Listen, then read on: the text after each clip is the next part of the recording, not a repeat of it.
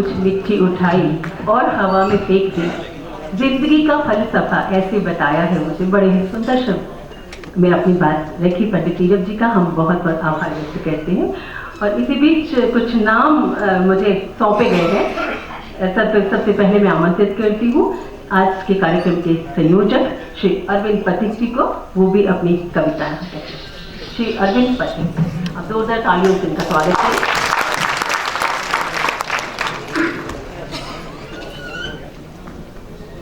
बहुत बहुत धन्यवाद सुनीति जी।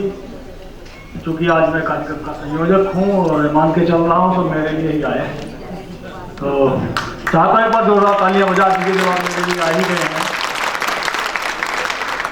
बहुत अच्छे अच्छे कवि बैठे हैं, एक से एक मंच और प्रपंच हर तरह के माहौल को जागृत रखने वाले कवि इस सभागार में मौजूद हैं। इनकी उपस्थिति में कविता क्या पढ़ना, मैं दो पंक्तियां पढ़ रहा हूँ।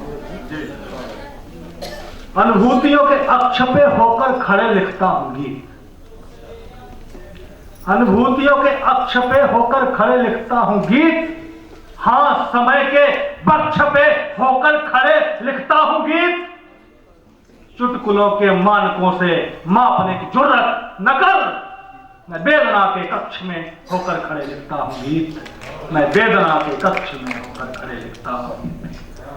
मित्रों, मुझे आप जानते भी हैं, मानते भी हैं और पहचानते भी हैं, फिर भी मुझे लगता है कि रचनाकार जो होता है उसका परिचय अधूरा ही रह जाता है।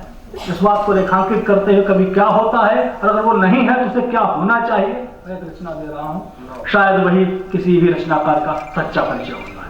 देखिएगा, आप पूछते हैं मैं कौन हूँ, आप पूछते हैं मैं कौन हूँ, अब आपको कैसे बताऊं, कैसे समझाऊं कि कौन हूं मैं, क्योंकि जो मैं हूं उसे आप पहचान नहीं सकते और जिसे आप पहचान सकते हैं वो मैं बन नहीं सकता।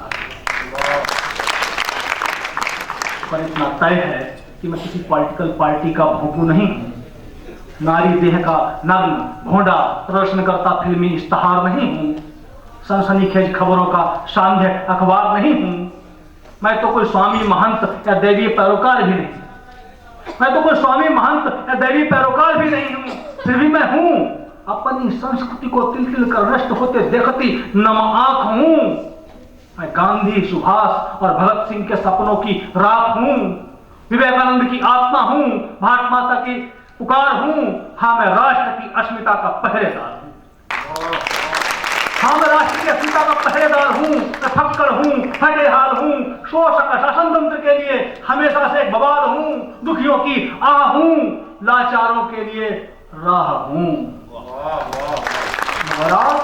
मगर आप मुझे अब भी नहीं पहचान पाएंगे क्योंकि आपकी आंखों पर तो भौतिकता का पर्दा पड़ा है, तो दीवार बनकर मेरी और आपकी जान पहचान के बीच खड़ा है, इसलिए आप दिन के उजाले में भी मुझे पहचान नहीं पाएंगे क्योंकि आप तो सिर्फ मोटे बैंक बैलेंस और झंडे बस्ती वाले विशिष्ट लोगों को जानते हैं। आप आदमी को कहाँ पहचानते हैं, आप आदमी को कहाँ पहचानते हैं, आप मुझे नहीं जानते, ये आपका और इस देश का दुर्भाग्य है क्योंकि मैं तो अंधेरे में भी चमकने वाला रवि हूं। अरे मैं सदियों से कुंभकर्णी नींद में सोए हुए राष्ट्र को झकझोर कर जगाने की अंथक कोशिश करता हुआ कवि।